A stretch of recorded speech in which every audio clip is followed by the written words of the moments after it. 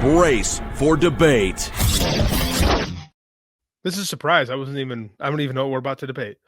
All right. So, question, JD, question in the chat too. Okay. If you were Scott D'Amore and Tony Khan, okay, say you're Scott D'Amore and Tony Khan calls you up and he's like, you know what? I got this fucking guy, Miro. His wife's talking shit. I'm paying him every week, but I'm not really using him. And you know what? We don't know that we're going to get this big TV deal like we're thinking. We're gonna cut back a little bit, but I don't want to cut this guy and send him back to WWE because that's what he wants. How about because he's a football guy, right? He's a football executive, so he does this all the time. He goes, "Why don't we just make a trade, right? I will trade you Miro, and in turn, you give me Ace Austin. Ace Austin's not a big star. He's got a low-end contract. I can afford that, and then I'll make him into a big star. But Miro is a big name from WWE. He can go. He could probably sell some tickets for you guys, push up your business a little bit. Do you take the deal?" If I'm Scott? If you're Scott. Okay, there's predications I have in this. Has Miro already signed off on being willing to do this? Miro's willing to go. Miro's willing to go to the team. Tony Khan's even going to eat a little bit of the contract. How about that? But you got to give up Ace Austin. Permanently? You get the entire contract. It's an NFL trade. It's you're trading one player for another. You get the contract. So you get Miro and they get Ace Austin. Do you take the deal? You take the deal. Okay. See, because I wouldn't. Perfect. yeah. Perfect. This is not planned. Yes. Why do you take the deal?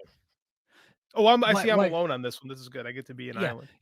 Yeah. So why would I not take the deal? And it's exactly what I said before. They brought in the Good Brothers. They brought in they brought Eric Young. They brought all these guys back from WWE, brought them into the company, spent all this money on them. Business didn't go up.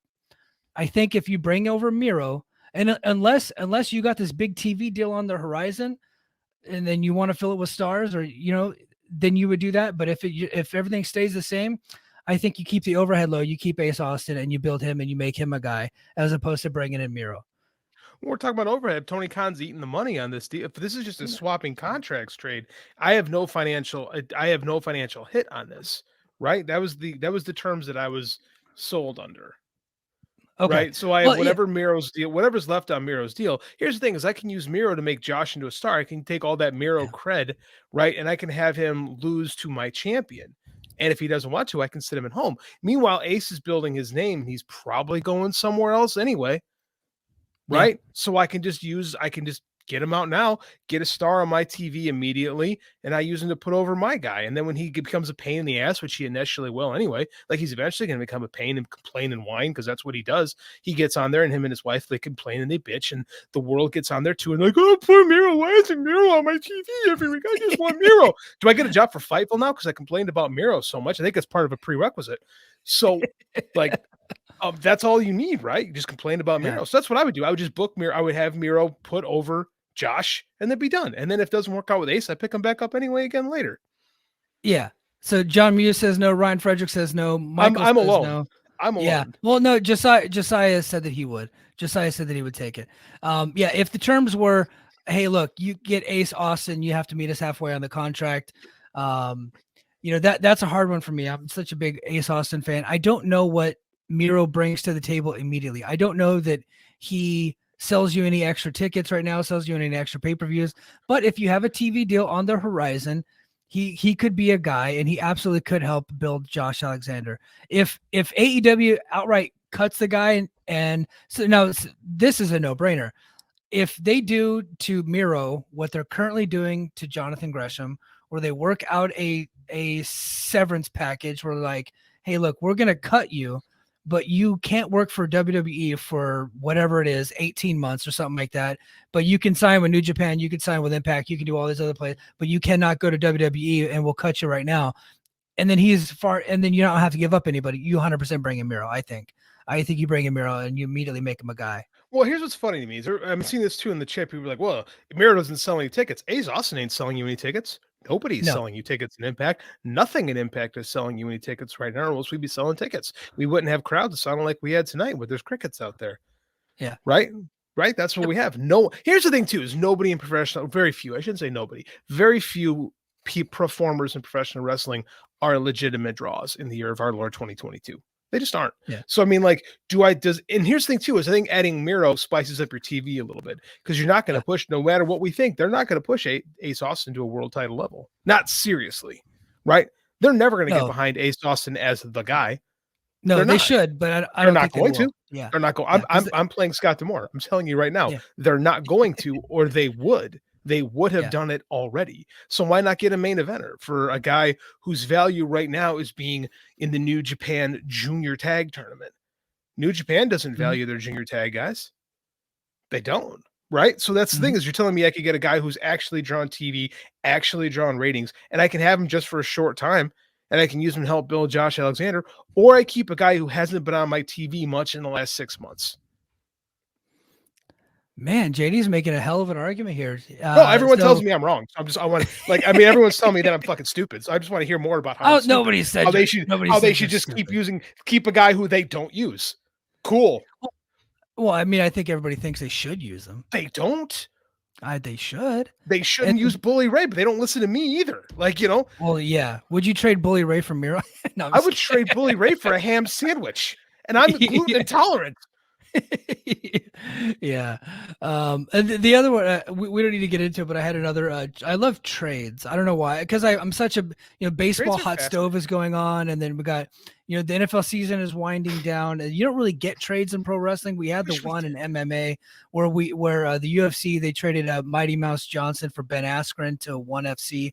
And I thought, it was like, shit, why don't we do this more often? Like, pro wrestling should do this.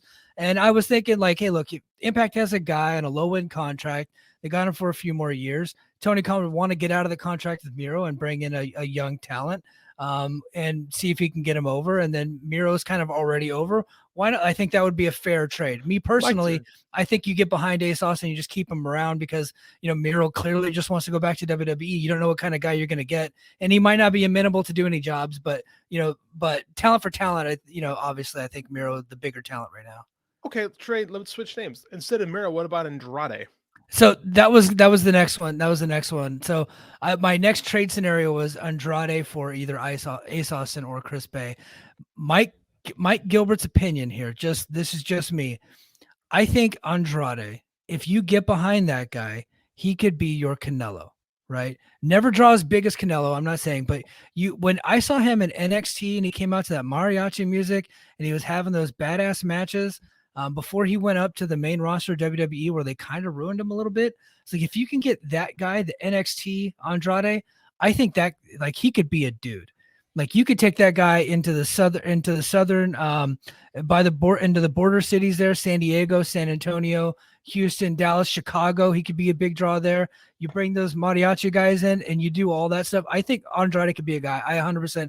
He's a pain in the ass, but I make the deal with Andrade. He is human poison. He is a terribly toxic human being, and brings it with him to every promotion he's ever been to. Rob Naylor had this, it was Rob Viper, I forget which one, was tweeting about one of those. It was whether, I always forget which is which, had this big long tweet tirade about how Andrade is just everywhere he goes, he is a toxic human being who brings people down with him. It's not a coincidence that since that guy's left AEW's locker room, they've been in a better place. Right? That dude, we all see the talent, and yet he manages to not be a top guy everywhere he goes. So is everybody wrong? Is everybody underutilizing him? Because New Japan didn't either when he was there. He had a nice little Intercontinental run. Nice few with Shinsuke Nakamura. He was just a guy. Realistically, he was just a guy there to work with Nakamura. Right? He was in WWE. He had a very nondescript run as the NXT champion. Really was keeping the title warm for Galloway before he got it. Right? And then he comes in the main roster and, like, he doesn't get pushed anywhere, right? Like, and it's everywhere he goes. Everyone's like, oh my God, this could be the guy. This could be the guy. And yet everywhere he goes, he manages to not be the guy. So every single promoter in pro wrestling is stupid, aside from the fans, or he's a gigantic pain in the ass that people just don't like to work with. Everywhere he goes, he takes himself with him. Right. and that's the problem. Right. Josiah has got a comment. He makes Roosh look professional. No, Andrade is what everyone claims Roosh to be. Right? Yeah. Roosh's reputation is actually Andrade. Meanwhile, Roosh actually does get to the top of every promotion he works towards. Yeah, Roosh can be a pain in the ass, but not like Andrade. Yeah. Yeah. So, I'm a big Yeah, I know, man. You're on one. I'm just such a big fan of Andrade, and if you can get that guy to play ball, I think that you go for it. But it's like, but can you get him? And that's the problem. Like, you might not be able to, right? And that's the risk you take. He's a pain in the ass. Like, who's he been a pain in the ass to this year? AEW, AAA, and CMLL, and New Japan, right? So everyone that has been slightly involved with him this year, he's been a pain in the ass to. So I mean, like, it's either everybody else's problem or you're the problem.